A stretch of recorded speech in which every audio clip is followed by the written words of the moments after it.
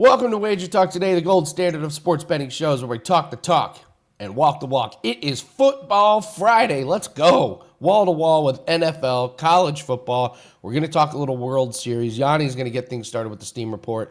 Teddy's going to break down Cowboys, Broncos, Ole Miss, Oklahoma, and we're going to do Sell Me. Marco's going to bring us Giants, Eagles, Alabama, South Carolina, and the sauce of the week. Dan and I both advanced last week in Survivor. We're going to go over our Survivor picks. I went 3-2 in the Pick 5 contest on Bet Online. I'm still on the front page of the leaderboard in that contest, so I'll go over my picks for this week. It's a loaded card. Let's make it a profitable one. We're going to do something fun today. All right, here. I'm going to ask all of our guests, and I want you guys to let me know in the comments section. What's the one bet you lost that you cannot prove was rigged, but deep down inside, you know it was rigged? Let me know in the chat. Let me know in the comments. Let's bring on Gianni the Greek. Gianni, I came up with this yesterday because there's one bet that has haunted me forever that I swear it was rigged and I cannot prove it. And it was Amanda Nunes and Juliana Pena in the first fight. When Amanda Nunes is beating Pena pillar to post, all of a sudden, Pena randomly grabs a submission. Amanda Nunes taps before the submission is in. Nunes stands up and is smiling. Juliana Pena doesn't even realize she won. And then they announce they're both going to be coaches on The Ultimate Fighter, and there's a rematch. I can't prove it was rigged, Yanni, but I know deep down inside it was rigged. There is no way Juliana Pena beats Nunes. And then what happens in the second fight? Nunes just beats her, within an inch of her life. That's my bet that I lost. How are you this Friday?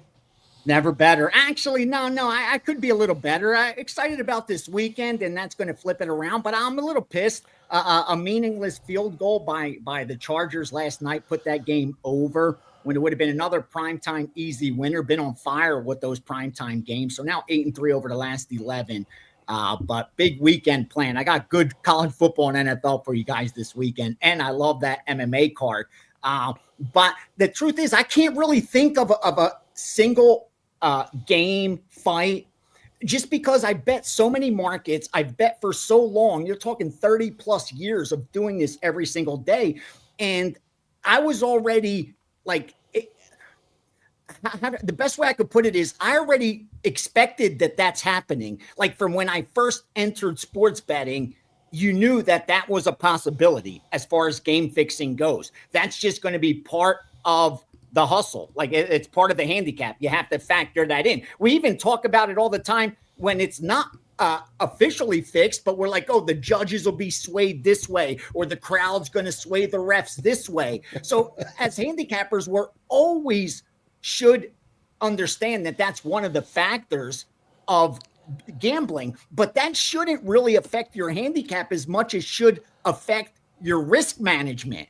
Because if you know that there are games that aren't on the up and up, if you know that there's possible props that aren't on the up and up, no matter how big of a lock you have, you got to manage risk correctly, because you always have to have that in the back of your head. Even if everything is right, the fix could be in. And nothing is a better example than this. When I was back here, late 90s, early 2000s, when the original NBA fix was happening, okay, I was at the Stardust during that time. In fact, got questioned by the Department of Justice. That's another story altogether. But here's what was happening. Wise guys, sharp bettors that were plus EV guys were getting buried at the Stardust. And here's why. Because they were seeing the line move 2 or 3 points, sometimes more, 4 or 5 points. They already liked that side that shouldn't have been getting that many points. Or let's say they liked the over, and now the total's even lower than it was for them earlier. So now they're seeing even more value. And as a true winning bettor, their bets are supposed to be bigger. The bigger the edge, the bigger the bet. So while we were slamming a game over because it was being fixed to go over and the line was moving higher, these guys were liking the under even more because all their handicap, all their numbers pointed to the under. And now we were steaming the over, giving them even a better line. So they were placing even bigger bets. So this is seasoned guys getting buried because they thought the market was giving them so much extra value. What they didn't factor is that it wasn't on the up and up. And I think as even recreational bettors, this should be a caution that no matter how deep down you feel you have a lock, never go to the window and bet as if you have a lock. Always have in the back of your head that I could have everything right, and yet this guy could be on the take. And as long as you have that in the back of your head, you'll be okay. But to think it's not going to happen, that when you involve human beings and money in the same sentence, that there's not going to be corruption. Like, what were you born yesterday? Like, this has been happening forever. It's just now it's, so much easier. Just wait till the college basketball and college football and all those sports start coming alive. These are NFL, these are NBA, these are professional athletes making millions of dollars that are on the take. Could you imagine guys that are never going to play pro ball, what they'll be willing to do? Yeah, just it's part of the game, bro. It's part of the game. Well, you and I bet on soccer and a lot of tennis. We've 100% had money. We've 100% had money on fixed matches. Thank you, Andy, for bringing that up. Larceny Games by Brian Toohey. I was actually interviewed. If you look at the where they have all the names and stuff, you'll see that I have like a couple pages that we talked about stuff that I knew from Philadelphia. But he shares a handful of examples around the world where it's been documented. Fixed tennis, like you said, fixed cricket, fixed soccer. It happens, man. It happens. Well, let's talk Steam Report. What are you seeing in the books? It's got to be a busy weekend. We got a ton of stuff going on. Yeah, we got college football tomorrow, college football tonight, NFL Sunday, NBA tonight, Major League Baseball World Series. This is UFC 321. What a weekend to be alive. Yeah, so let's go. Let's take a look at college football. Anything jumping off the page for you? Any heavy action on anything? All right, tonight, here's what we're looking at so far. And not very sexy games. Most people are going to bet because it's on the board, but I think the baseball will be getting the bulk of the action tonight, and most will be tied into tomorrow's college football.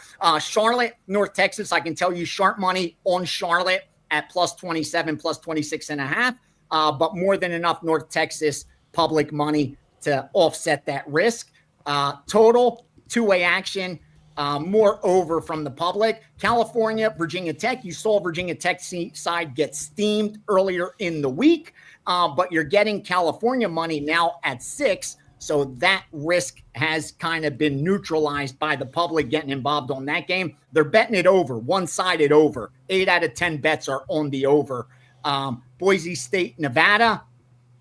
Good two-way action, considering it's a 3-touchdown game. Always going to be a little more on the favorite. But once again, primetime, it's the over that's getting the money. So California and the Virginia and the Boise State game, both games being bet over. But nothing really sticking out as far as, this is a huge side or anything like that for the books in college football today. It's all tomorrow's action. What do you got in NFL? Anything you're liking this week in NFL? All right, some of the stuff that got hit in the NFL that I can share with you. Well, the Chargers got hit yesterday. That came through for them at minus 2.5. We move on to Saturday's action. Cincinnati minus 5.5 and 6. That's why you're looking at 6.5. I'm surprised they're not going up to 7. I think they'll be able to get sharp money on the Jets at 7. I guess they're just waiting to see how much Cincinnati risk piles up. Because, again, if they go to 7, even guys that got down early on Cincinnati will have a nice middle. So they could easily eliminate some risk there. Move down to the Bears, Chicago Bears, 265. They took the key 7 on the Bears and also went over 48 when it dipped down. They took the Eagles at minus 7, another key number. That's why you're looking at 7.5 there. They went 279, Dallas, Denver over. Easily get out ahead of the public there. That's going to be one of the most one-sided bet totals towards the over. So they went over 49 there. It's now 51. Probably get to 52 by Sunday. 273 Cleveland against New England at 7.5. They're picking off the 7.5s there. And finally, 264. Houston opened as underdogs in some spots. They're now as high as -2, 2.5. Sharps fading San Francisco with all those injuries. So it's a little early for NFL, but as you can see, already some sharp action. Anything for World Series? No, this is what I haven't. The books that I've spoken to, and not like on screen or the strip books, but locals that I speak to, they all say they make money with Toronto, meaning future market. Before the season started, they had risk on the Dodgers. When the playoffs started, the risk on the Dodgers accumulated. It tripled, quadrupled. And that hasn't changed going into this World Series. I'm surprised the series price isn't higher, that they're not trying to attract Toronto dog money. That's a little bit surprising because, like I said, it's really one-sided on the Dodgers. And even now for the series, like they're laying the -240 comfortably, 235. I even see 250 on some of my credit shops. So it seems like all Dodger action. I can tell you, home team, don't overlook these home teams. Game one, they've won about 6 out of 10 times. But again, it's going to be tough beating these Dodgers who are going to repeat, especially coming off a sweep. And Snell tonight, big game one, big game one. Let's finish up with UFC. I watched weigh-ins, face-offs. I'll just say this: I liked Louis Sutherland as an underdog against Walter Walker, and after seeing him, boy, there's a guy that used to be on the juice, and it's clearly not on the juice anymore. I have changed my tune about that guy. I mean, there are some guys in UFC where it is hilarious when it's obvious that they stop taking the juice, and Louis Sutherland is one of them. Oh, my lords. I have changed my tune on that one. Anything jumping off? Are you still going to bet Gone, or are you going to take Aspinall? I did. I gave him the subscribers at +310. I said anything over 300. I got to lock it in now. I did it.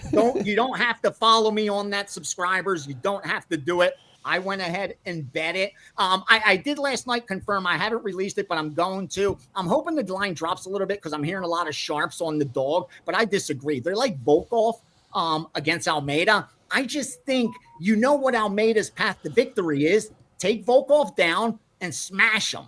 And I think he's going to be able to do that. I don't think Volkov faced the type of grappler he's going to be facing in Almeida. The guy attempts 35 plus takedowns per 5 minutes. Like if he doesn't get you on the first, second, fourth, fifth, 16th, 18th, he's going to get you down eventually. That's what he does. It's can Volkov land the big shot early? But Volkov's not a power puncher. I get it. At heavyweight, they all have power. But if you look at his knockout rate and knockout ratio, it's really low for heavyweight. That's not, he doesn't have that one-shot knockout power. Any of his finishes have come like TKO. He systematically breaks guys down. And I don't think he's going to get that chance against Almeida. I think Almeida gets that takedown and it's his world. And I don't think Volkov ever gets up. My favorite is the over 1.5 in that one. You like it? Yeah, I love the over 1.5. Love the over 1.5. I have a sneaky conspiracy theory that this might be the fight where Almeida tries to show off his striking. How many times have you seen Dern and Jandiroba? We're talking like we're on the phone and shit, and it's a show going on. But what do you think of the total on the Dern and Jandiroba? Oh, over fight goes the distance. There's not going to be a finish unless there's a random armbar or something. You just confirmed it for me. I liked it. A guy I respect a lot asked me to get him down a bet. Nothing huge, but I respect his opinion. And you just confirmed it for me. I'm betting it. I'm betting the over. I liked Rakic before. I bet him. Face-offs, yeah, and now I like him even more after because I was like, that size is going to be too big, and then I saw him at face-offs. He's a giant, an absolute giant compared to that. I have a couple live bets for people. Wait to bet the Nathaniel Wood and Jose Delgado. If Delgado doesn't get the finish in the first round, I know you love Delgado. Nathaniel Wood's a decision machine. You could get a great number on Wood. And Nick bet Wood at like +130. So there is some sharp money on the Wood side. I bet the under yesterday. I gave it out. There's a video. If you go on my Instagram or TikTok, I gave out some UFC on that. The under in the Klein Rebecki I had to make up a bet on the show because my Camille bet got canceled, and I loved Camille. Here's why. I'm getting plus money to go under at lightweight where it's about a coin flip. But there's a lot of recency bias because you have Klein coming off 3 straight decisions and Rebecca off back-to-back decisions, but he got bonuses in both those fights because those were wars. And this is now his 3rd fight in only 12 months. I don't think these guys are going to a decision. At plus money, I took a little shot at that. It's a good card, man. I'm excited for Saturday. Oh, this is a really bettable card. There's a lot of really good bettable spots on this one. I'll also give out Amorim and Inui under 2.5, or just Amorim by finish. Amorim's a monster, man. Yeah, she's got that. Gianni, she's got that dog in her, man. She's finished 3 straight. Yeah, it's hard to finish 3 straight women's fights. Yeah.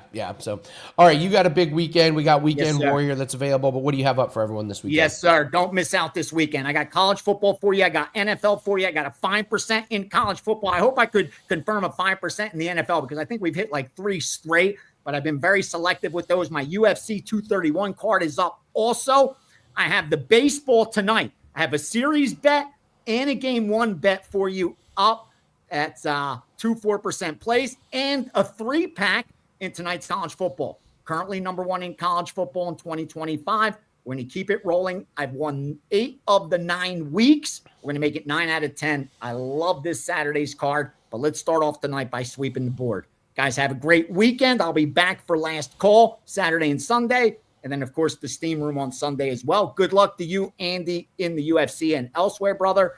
And good luck to Teddy coming up from behind and the rest of the crew. Thanks, Gianni. Great week of shows. Good luck this weekend, brother. Appreciate it. Thanks, man. All right.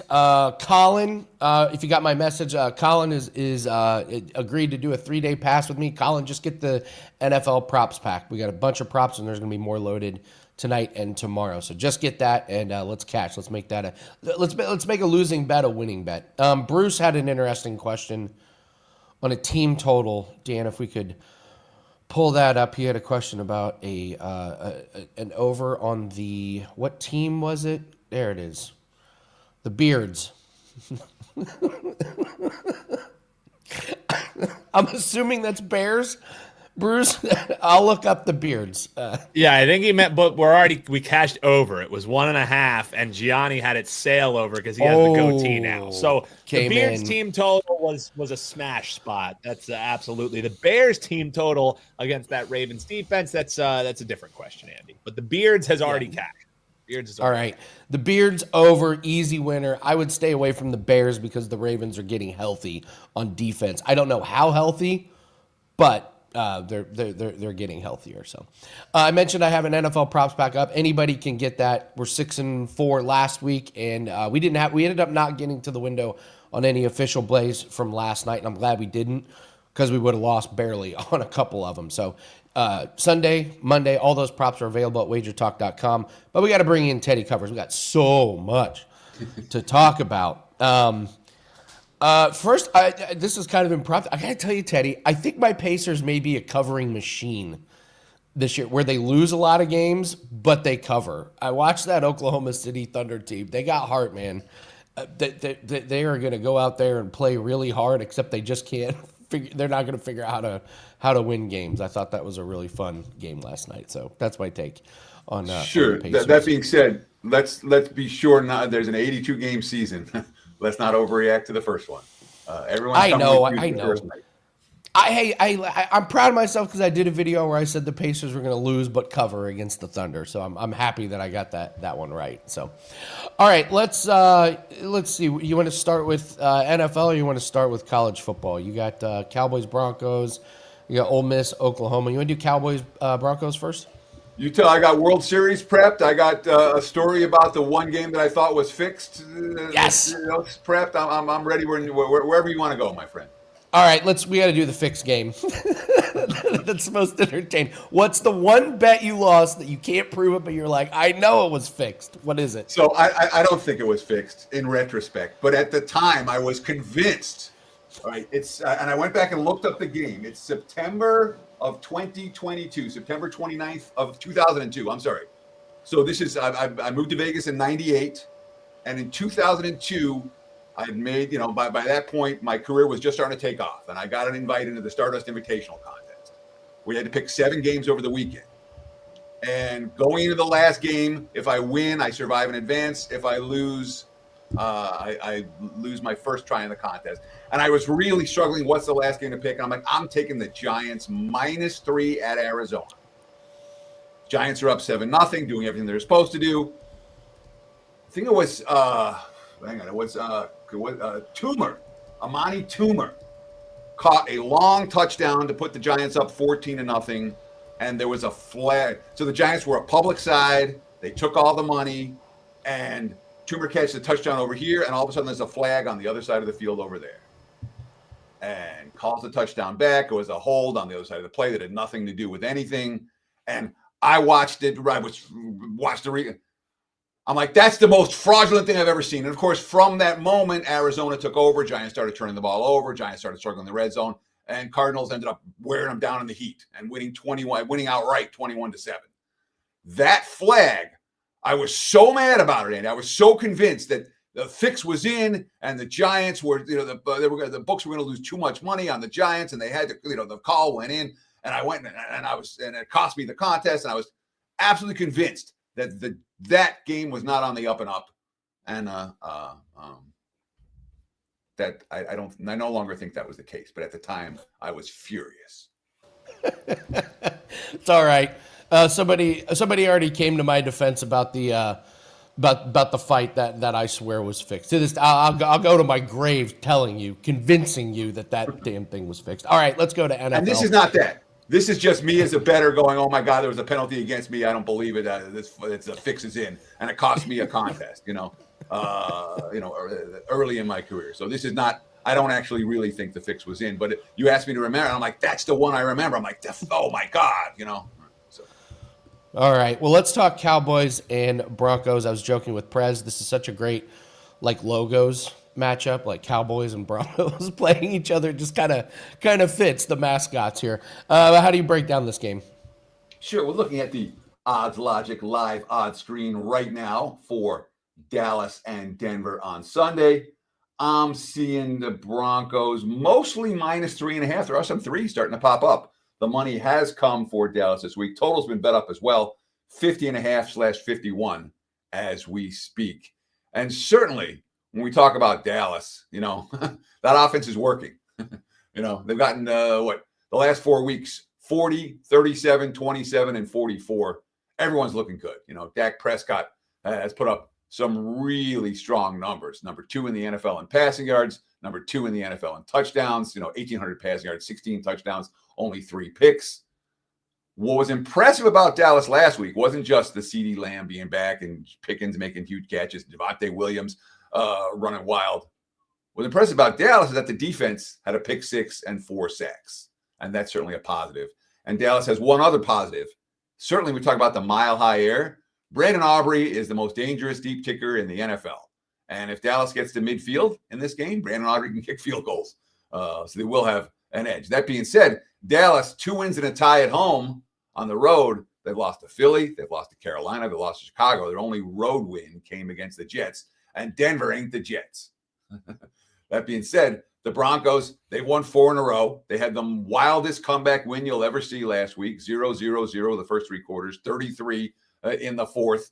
That being said, they won by 2 against the Jets prior to that. So it's not a team that you would necessarily. So Denver is 2-4-1 ATS full season. Their only cover as a favorite came against the Bengals with Jake Browning. They're 1-4 ATS as chalk so far this season. And that's definitely a concern for me. And when we talk about, the quotes coming out of Denver after last week's insanity, Cortland Sutton, quote, "It's like a lion that just got done eating and they're going to take a nap. You don't want to be that lion that's eating and they're over there under the tree kicking it, minding their business. Instead, no, we're still hunting." You have to have that mindset. I think that's something this team still has. Yeah, they might, but Dallas' defense is showing signs. Dallas certainly has the potency, to cover through the front door or the back door if they fall behind. And Denver isn't covering numbers as chalk. Lean Dallas plus the points here. And Dallas definitely correlates with over. We can understand that money. If the money's come for Dallas and over already this week, I wouldn't disagree with either of those line moves. I'm looking hard at Bo Nix passing props at that Dallas defense, just not slowing anybody down these days. Let's switch things up. Let's go to the World Series. We do have a pitcher for the Blue Jays, Savage, and is going for the Blue Jays. Snell for the Dodgers, and minus 150. I kind of figured this line would be a lot closer to minus 200. I figured the Dodgers would be a big public play here, but we got the over-under at 7.5, which will break down on game one. Yeah, I'm talking about the total here more than the side. I mean, looking at my odds logic live screen, as you mentioned, 7.5 the prevailing total, juice to the over, minus 150-ish for LA. Even though that for the full series, they're I'm seeing as high as minus 250 now for the Dodgers. Usually there's a little bit more correlation between the game one price and the full series price. That's not the case in this one, especially with a guy like Snell on the hill. And of course, the Dodgers starting pitching was amazing against the Phillies and the Brewers. That said, I mean, the Brewers went 1 of 16 in that series with runners in scoring position. Philly wasn't much better. Neither team they couldn't get a clutch hit. Toronto has struggled to get a clutch hit against the Dodgers. The meetings the last 2 years, Toronto scored 1, 1, 1, 2, 3, and 5 in 6 games. That's they went 2 and 4 and scored 13 runs total in those contests. But I'm really not worried that much about regular season at this stage. You know, what happened in the regular season meeting 2 years ago, you know, it's interesting to talk about. It's not going to necessarily affect my handicap. The Blue Jays bats have been strong this entire postseason. You know, they're a contact team. They don't strike out. They scored 34 runs in 4 games against the Yankees. And they got shut down the first 2 games against Seattle and then scored 33 runs the last 5 games of that series, 6.5 runs per game. You know, you talk about your Savage. He's got 3 career regular season starts. And then this will be his 3rd postseason start. And in those 2 postseason starts, 6 walks, 2 dingers allowed, 7 runs in 9.1 innings against Seattle. And the Dodgers lineup's a whole lot more potent than the Mariners.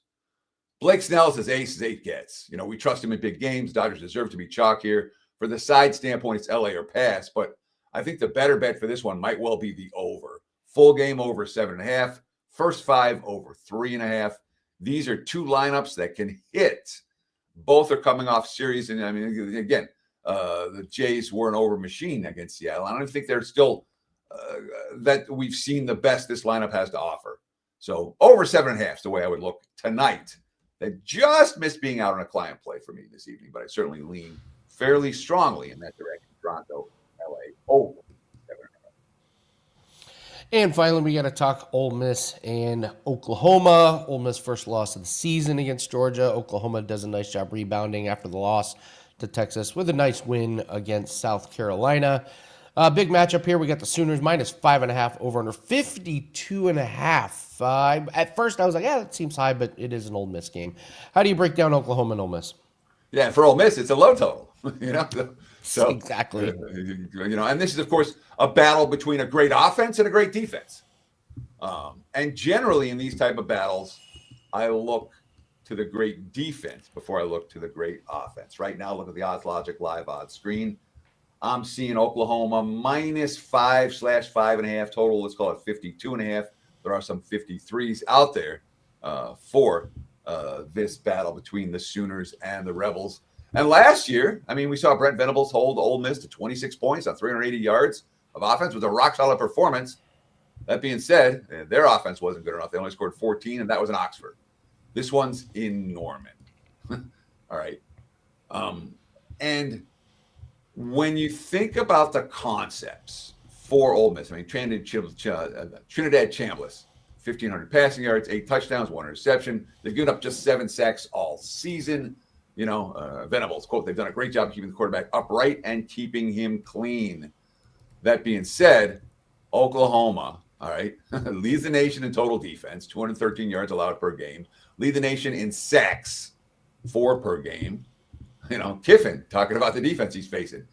It's a phenomenal prep, a film study of signals. They do a great job of that. If you study people really well, you have enough confidence as a coach to go after these. They've got a really good read on the plays that are coming when they're called. They do a good job of going and taking those away. More about Kiffin talking about Venables. Quote, he just never lets up. That's not necessarily always how defensive coaches call it, but maybe a little more some offensive coaches do that.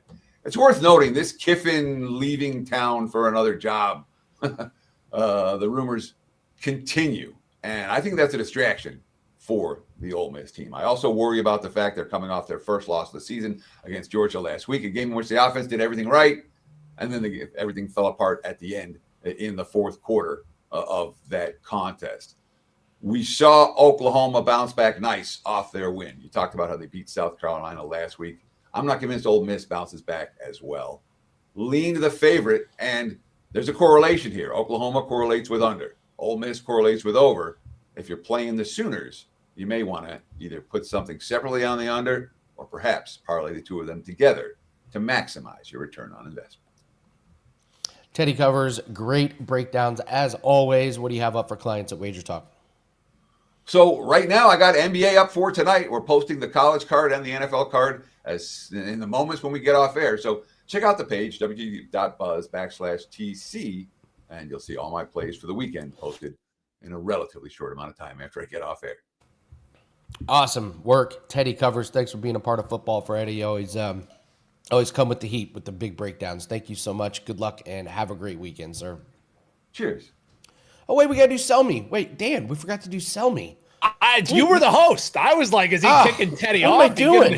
Oh, my God, we forgot to do Sell Me. My God. It's the best Teddy, it's because, Andy, it's because last week I made you break down. Yeah, you made me go against my own freaking pick. Against your own pick. Yeah, guess what you're doing today. At risk of Marco D'Angelo calling me a sick mother effer again, we're looking. I'm a sick mother effer for picking this game in and of itself. Jets and Bengals, and we will be doing our Survivor segment at the end of this program, Andy. And don't you better not.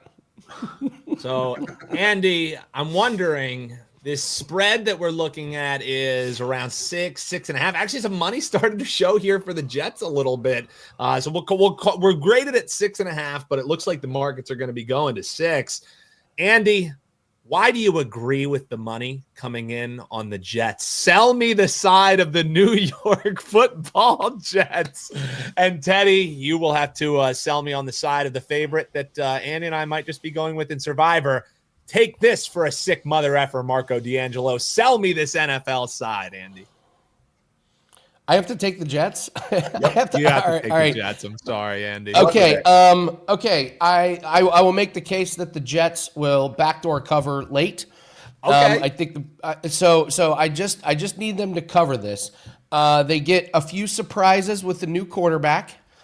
They get a few surprises with new wide receivers because apparently the current ones that are starting don't want to play.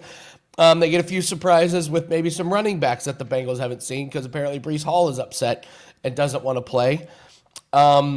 They get some new surprises with their secondary because apparently Sauce Gardner doesn't want to play now. So we got a bunch of unknowns from the Jets. The Bengals take advantage late. But early on, they're confused. The Jets make it a little messy, and you got Tyrod Taylor. The team is fighting for Tyrod Taylor. We all know this. Tyrod Taylor, great locker room guy. The Jets fall behind a little early. Bengals start to pull away in the second and the third, but at the end, the Jets score kind of one of these late touchdowns to get it to like a 4 or 5 point game with like 30 seconds left. Then Flacco kneels down because the Jets starters need to be out there because the coaches need to see what they have with all these new players. So Jets backdoor cover late. Comment says it all, but that is the point of the segment. That's the point of the segment. So for people who don't know, you take the NFL side. These guys don't know what they're going to have to pick. And sometimes I know which side they like, and I make them break down the other side. Teddy, the breakdown strong there. We don't know who's playing for the Jets, so neither do the Bengals is the handicap. Essentially, none of that matters, though, right? Because the Bengals are covering. Sell me that NFL side. So let me start by selling you the Jets for a minute because Andy missed the two best talking points for the Jets. The two best talking points for the Jets are Cincinnati has yet to win a game this year by more than 4 points against anybody. Ooh. So they're not winning. They're winning, but they're not winning by margin. That's not a defense you can lay points with. And B, the Jets have a bye next week. And we want a winless team before the bye. It's ever they're going to show up, they're going to show up here. So that's your case for the Jets. I'm supposed to make a case for Cincy, And my case for Cincy, I can do it in one sentence. You're betting against the Jets. That was well done. I never had a chance.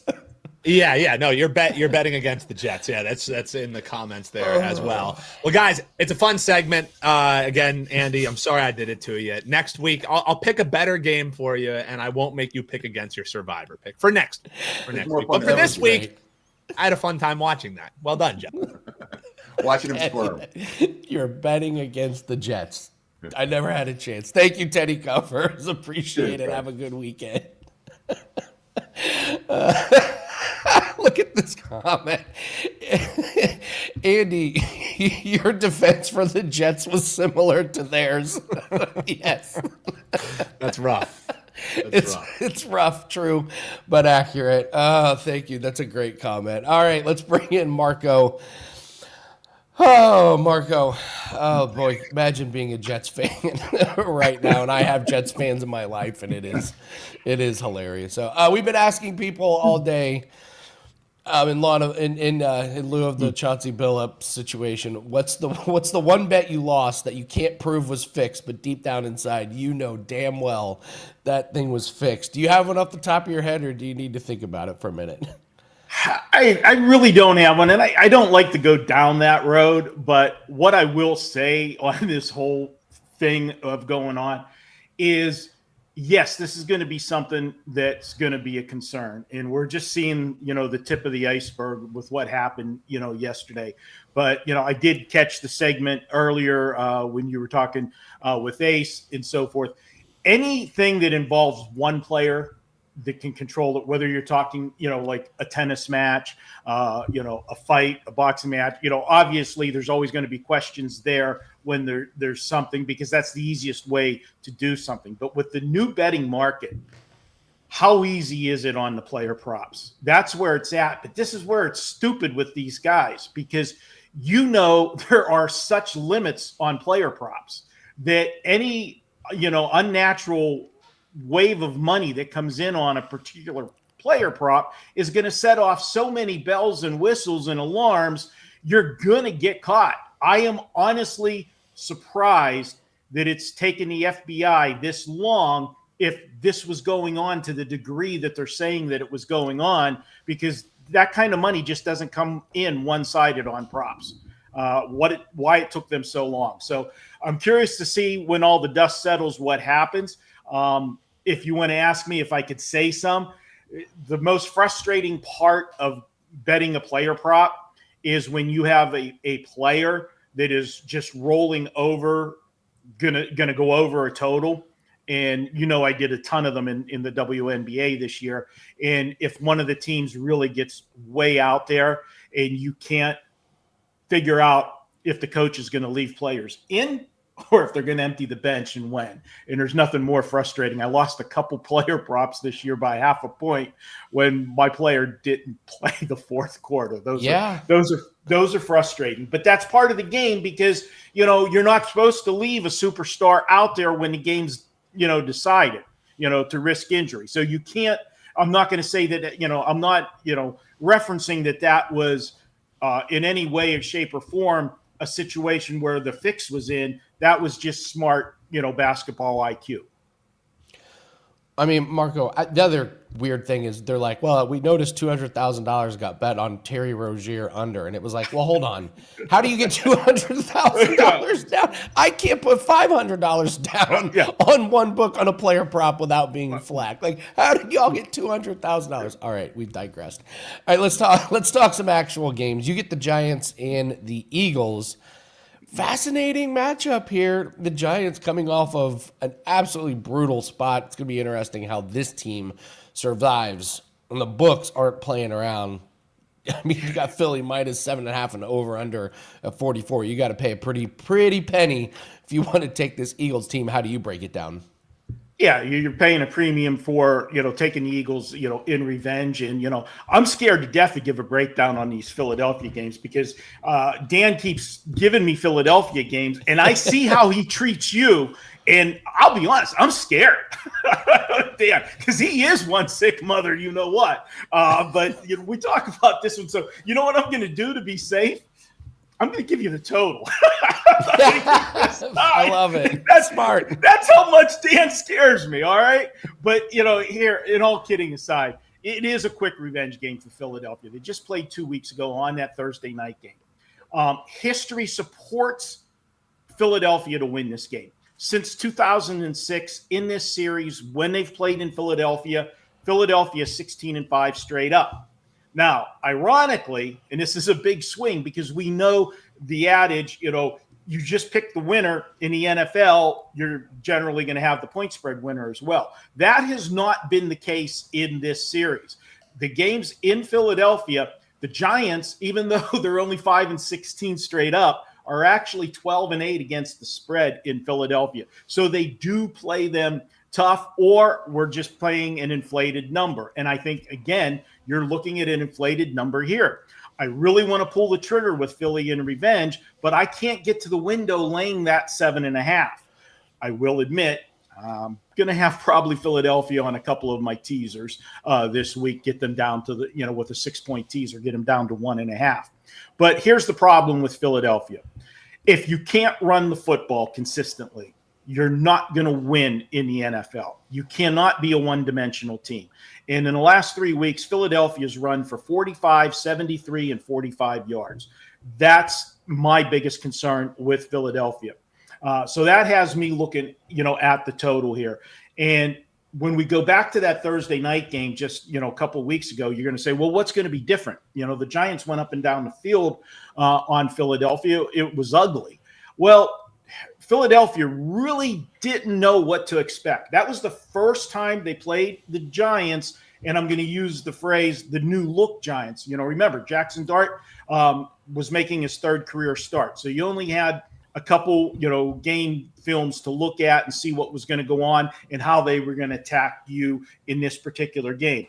Now you've played them once, and you've got, another game of game film, 2 more games to look at. So I think they're going to be better prepared for Jackson Dart. We talk about it in baseball. How many times I tell you that, when you got a rookie pitcher, first time around the league, man, I love taking the rookie pitcher because they haven't seen him yet. But as they go second time around the league, are they going to be as effective? This is going to be his second meeting against the team in his career. Let's see how he handles that. With that said, that has me on the total and it has me on the under. Philadelphia needs to establish the running game. Even if it's not working, they got to get the ball on the ground. They got to get attempts. You can't have a split like they had, in one of their games. They only ran the football 11 times in the game. How do you do that? You need to have some kind of balance to keep the defense honest. I think they go under the total. You look at this total, it's inflated because of last week's game with the Giants in Denver. And they're going to say, if they could do that against the Giants defense or the Denver defense, the Giants should score points again here once again. I think that was a part of fatigue with Denver. Denver had played a murderous schedule, traveling all over the country, had to go to the East Coast 2 weeks ago, then had to go to London, then had to come back without a bye week and play in the altitude. We always talk about the altitude, how it affects the visiting team. But when you're traveling around as much as they had been, it had to affect them too. And both teams just kept going up and down the field. Well, at least Denver did in the fourth quarter. I'm going under. The under in this series is 14-7. In the last 6 meetings between these two, this is the highest total. It's an overreaction. Go under. Division game, especially with the home team in revenge. I'm taking under 44. Like it on the under. Very, very smart. Well played, Marco. Well played to go. Dan scares me. Hey, your microphone still works. Your microphone still works, especially putting the Eagles in a teaser leg. We'll allow you to continue on the show, Marco. Hey, this guy ain't dumb. How do you think I survived 4.5 decades in this business? I know whose butt to kiss. Well, let's talk Alabama and South Carolina before we get to the sauce of the week. Alabama sure seems to be finding their groove. They're 12-point favorites here. South Carolina, I mean, let's face it, they can't really money line compete against these ranked teams, but can they cover a spread? You got over under 47.5 How do you see the Crimson Tide and the Gamecocks?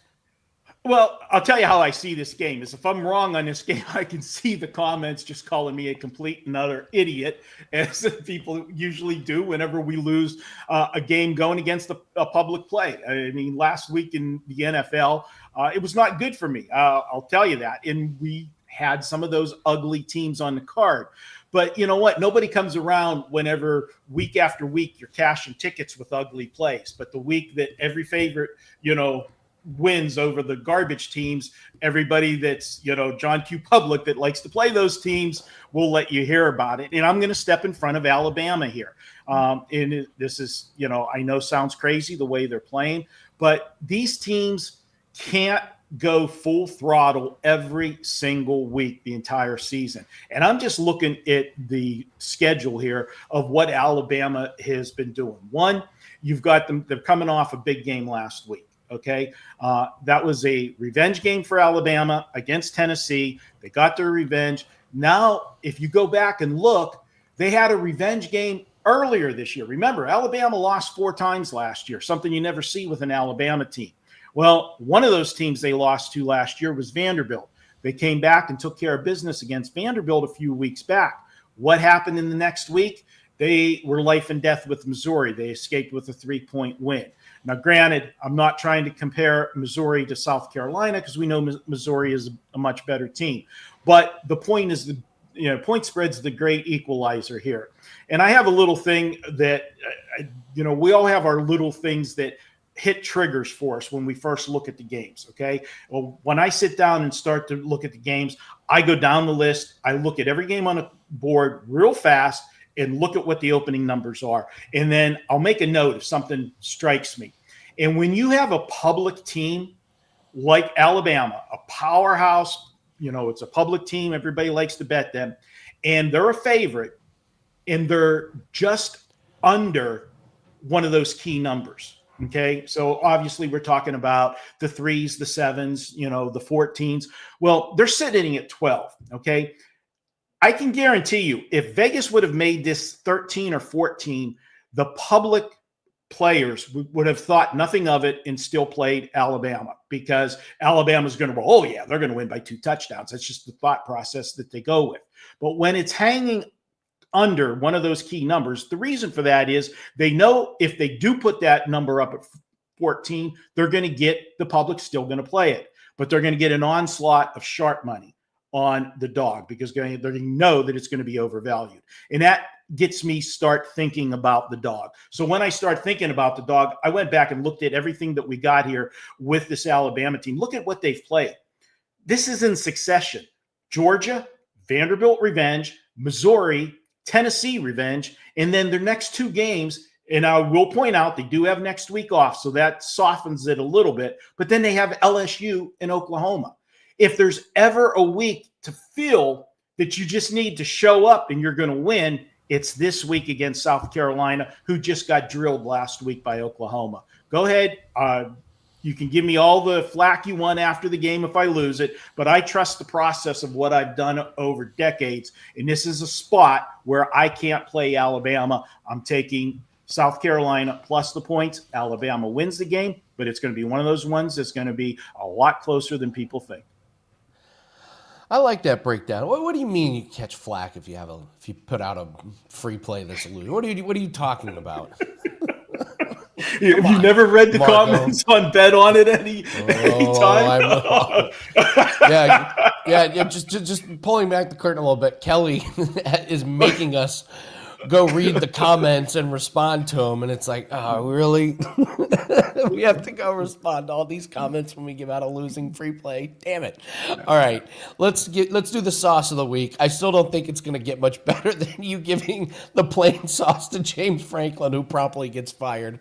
That was just an all timer. That was your favorite? Oh my God! I mean, it was just so perfect. Who's your sauce of the week this week? All right. Our sauce of the week, we're going to a team. We're not going to a player this week. We're going to a team. And I know they played last night, so forget last night. And thank you, LA Chargers, for winning and getting me 4 units back of the 5 you cost me last Sunday. Yeah, that full disclosure, I had a 5 on the Chargers.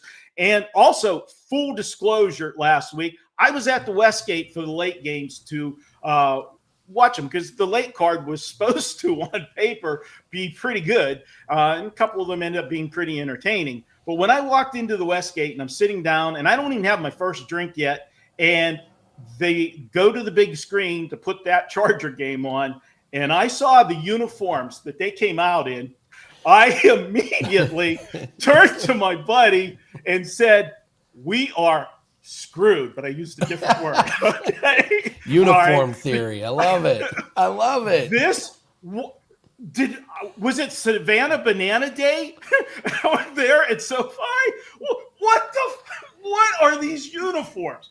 And as awful as those uniforms were, the only thing that was uglier was the performance of the Chargers. Please explain to me the team that we saw last Sunday to the team we saw last night. Okay, how do you even explain that? There's nothing to explain other than the uniforms for there. So for the Chargers, for the sauce of the week, you get lemon pepper. Okay. Oh, this is great. Lemon yellow. Lemon pepper has a little bit of flavor, but it has no bite at all. Just like your performance last week. Screw you, Chargers, last week. And if I ever see you play with those uniforms again, please let me know ahead of time so I can bet the other way. That's it. Lemon pepper, guys. That's great. The lemon pepper for the Chargers uniforms. It's absolutely. Absolutely. Yeah, losing is one thing, but when you lose dressed like a banana, it's tough. So it was kind of an obvious Savannah Bananas would have probably put up a better effort. Yeah, they would have been more entertaining. They might have played better defense. Marco, we got Weekend Warrior that's up. We got all kinds of specials at WagerTalk. What do you have up for this weekend? Well, take advantage of Weekend Warrior. If you're just playing football, that is the way to go. You're going to get everything Saturday and Sunday, college and pro. You'll get any 5% that are included. And if we have a Monday night play, you get that thrown in as well. If you're playing more than just football, then the way to go, guys, we've got a deal for the rest of 2025. It's $590. Get you any capper. It's site-wide. You can get any capper the rest of the year, all of their plays. Guys, NBA started this week. Hockey started a couple weeks ago. We've got college basketball ready to start. And then, of course, we got the World Series starting tonight. So everything is in play right now. Jump on board. We're off to a nice start with the hockey. I'm very selective in both hockey and NBA, but when we have plays, we win them. We did lose one last night in overtime with the Denver Nuggets. That was a tough one. Always love losing a dog in overtime. Those are always fun. But situation being we are number one in NBA the last 5 years, going back to 2020 in Money One, and number one in hockey the last 4 years, going back to, 2020 for NBA, 2021 for hockey. So jump on board for either of those packages. And we do have a big play coming this weekend. Our college football 4% and 5% plays are now 12-4 for the season. Looking forward to a couple big plays on Saturday in college football. Marco D'Angelo, great breakdowns, and he comes in hot with the lemon pepper sauce. Marco's plays are up at WagerTalk.com. Thank you, Marco. Have a great weekend, my friend. All right, Good guys, luck. we're going to do all around the world. We're going to give out some free picks. Dan's going to come on. We'll do our Survivor. I think we spilled the beans on that one, but we'll also go over some Pick 5 Super Contest picks. I've talked about it all week. Week 8 props pack is up right now. That's over at WagerTalk. You get all of our NFL props client plays. Coming off a 6-4 week, we're doing really, really well in NFL props. It's been one of the bright spots this season. Let's do some free plays here with all around the world. You guys heard me talk about him on the show. Let's go right back to Reed Shepherd, over 2.5 assists. That was the most brutal matchup he's going to get. He didn't even start, and he got over this total. He gets the Pistons. Let's say the Pistons backcourt is not as aggressive on defense as the Oklahoma City Thunder. We'll say that. So go with Reed Shepherd, over 2.5 assists. Bills and Panthers, Josh Allen, over 1.5 passing touchdown. He's gone over in 4 straight games. He had 3 last time he played the Panthers. Looks like Andy Dalton's going to be playing for the Panthers. So I don't know what Andy Dalton has to do with that handicap. So actually, forget that. Delete that, Dan. All right, 49ers and Texans. Christian McCaffrey over 43.5 receiving. This one terrifies me because this was going to open at 52.5, and now it's down to 43.5, and I don't know why. I don't know if they're getting some more. I don't know if they're getting receivers back or whatever, but he's flown over this total in every game this season. His lowest receiving total is 52. I'm just going to ride the streak. We've made a lot of money betting on Christian McCaffrey over his receiving, but this line kind of falls in the category of this makes no sense, and maybe the books know something I don't. So those are your free plays. All right, Dan, come on in here. Let's do Survivor, and then we'll do the picks. Dan, your show is going to be up later today where you go over your official bets for that. But let's do Survivor first. This is going to be a pretty easy. Yes, segment. it should be pretty straightforward. And yes, now we're in week 8 of getting to see this lovely graphic because you and I have both survived here. And yeah, it's that obvious. If you have the Colts, you play the Colts, right? If you still use them, Andy and I both used them in both of our entries. The thing is on the Bengals here, and yeah, sure, we've seen some money show for the Jets, but as you talked about in Sell Me, like that's more of a backdoor cover or a like. The Bengals actually have a real shot of making a potential playoff push and making it relevant for when Joe Burrow could potentially be back. Like they look good. Their defense looks better. The Jets have all these kind of injuries stocking up. You have that internal, turmoil that you kind of have in the locker room with the owner saying that Justin Fields essentially sucks and Justin Fields responding to it at a press conference. So it was a team who was already playing really poorly and now have all this extra stuff outside. And Andy, we were flirting with, Atlanta, the Patriots. I think there's better times to use both of those teams later in the year. There's no other time that you're going to feel confident putting in the Bengals. And this also hits the smell test, Andy, of it's week 8. If we lose in Survivor because the Jets pull off a road victory where they're 6.5-point underdogs, I don't care who it's against, tip your hat. You got us, Chauncey Billups. I'm taking the Bengals. Can I just read you the headline? This headline just came out 26 minutes ago. Garrett Wilson and Sauce Gardner out. Aaron Glenn doesn't name starting quarterback. I mean, feels strong. That's a bet how on much more quote, Jetsy Andy. of a headline is that? That's a bet on Jets quote. Yeah. So they're probably going to be sellers here. I mean, Garrett Wilson wants out. I can't believe Breece Hall would want to stay around for that. Sauce Gardner doesn't want anything to do. And then you have the owner on top of that coming out and completely destroying their quarterback. And like you said, Breece Hall is also questionable for this game. So and really this offense does not move the ball without Garrett Wilson. Like that's just not even close. That's it's been set it and forget it. If Garrett Wilson's out, this team doesn't move the ball. And we watched the Bengals fight for their new quarterback. We watched the Bengals fight for Joe Flacco and this move. Yeah. The Jets ain't fighting for anything. We watched the defense play really well. You know what I mean? I know it was a Thursday night game. Yeah, I know it was a rivalry game, but that was showing me a team in the Bengals that's like, oh my God, we actually have something to play for now. Because the offensive line didn't get any better, but the difference is Joe Flacco can get that ball out. And because of his age, he needs to get that ball out. That read option that Joe Flacco run, who knew that man had it in him? So this is a Bengals team who, for the first time this season, even when Joe Burrow was in and they win that game against the Jets where it was really kind of the Jets lost it, this is the best that this Bengals team has looked. Don't get scared that you're saying, they're laying 6.5. This is when you play them. And if you do have the Colts, you play the Colts. They're 14-point favorites. Yeah, absolutely. That I will tell you, I see in Bet Online, everyone is on the Colts. So you and I need the Titans. Steve Duke also points out no other time. How about at no time do I take the Bengals? All right, Steve, then who are you taking this week and what teams do you have left? Because you're fighting also what teams are you going to pick. So you have the Colts left. You have take the Patriots Colts if left. you have you the have Colts the Falcons. left. I don't have them. They're all fine picks, but there's better points to take them in the year. So Steve, if this is such a horrible pick, let us know what your pick is and what your Survivor pick is. I'd love to see it, but I think it makes sense here, Andy. And maybe we'll be idiots Monday, but I don't think so. All right, let's go over my pick 5 mega contest picks. I went 3-2 last week. That keeps me. I'm not on the front page anymore because a couple people had the Chargers last night and they moved ahead of me. But I'm within 3 points of the lead here. So. I'm just, you know what worked last week, Dan, was just fading these terrible teams, and I'm going to go right back to it. Falcons at home against the Dolphins.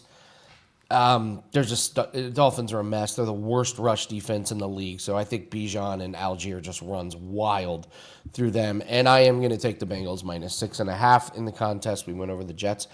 I don't trust this Houston Texans team, Dan. I faded them last week. I don't trust them at all. That offensive line is so bad. And 49ers, they're not healthy, but they're getting a little bit healthier. And I like the fight that they showed last week. The quarterback situation's a little messy, but I thought the defense at least tried. I think they're going to be able to pressure Houston.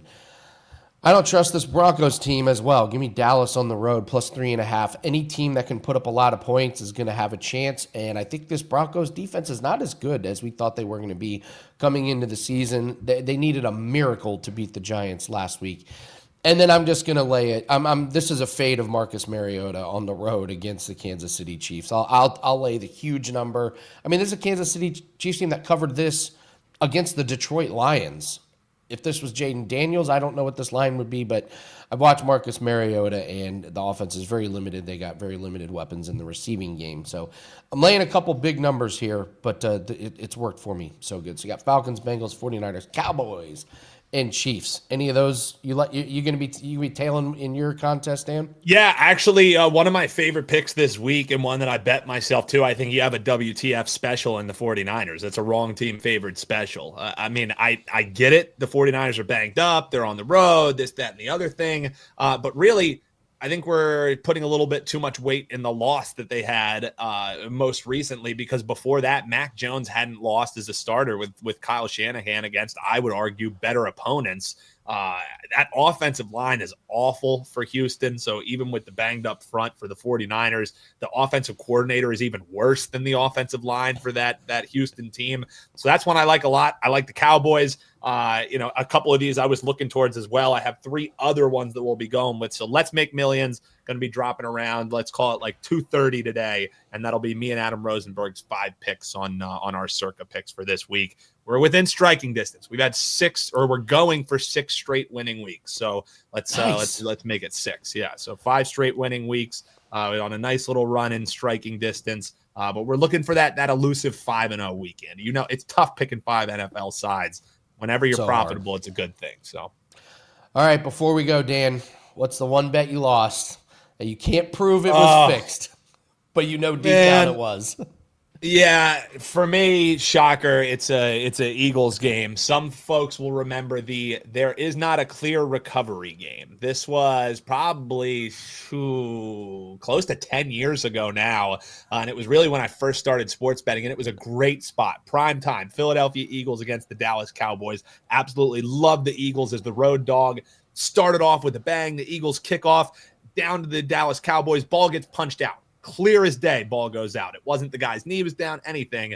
Eagles clearly goes into a pile. The pile was 90% Philadelphia Eagles. A Philadelphia Eagles player comes out with the ball, and the call from Bill Vinovich, no clear recovery.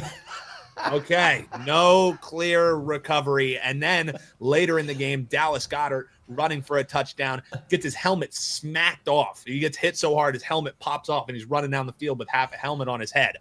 Ball is coming back. It would have been a game-winning play for the Eagles and a cover for the Eagles. Offensive pass interference on the guy who got his helmet knocked off on the play.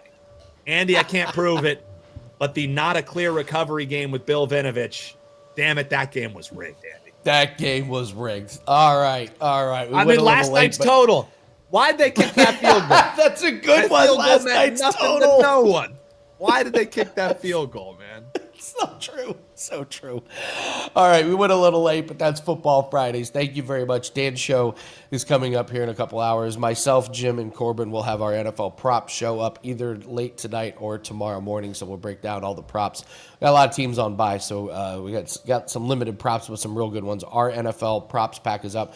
UFC Best Bet is up. We only have 1 play, but we love that play. That's over at wt.buzz/AL. Good luck this weekend. Make sure you join us on Monday. We'll recap the weekend, get you ready for Monday Night Football, and get you ready for a big week. Thank you so much for joining us. Hit the like button, leave in the comments section. What's the one bet you lost that you can't prove it was fixed, but deep down inside, you know it was rigged against you? Thanks for joining us, guys. Have a great weekend. Take care.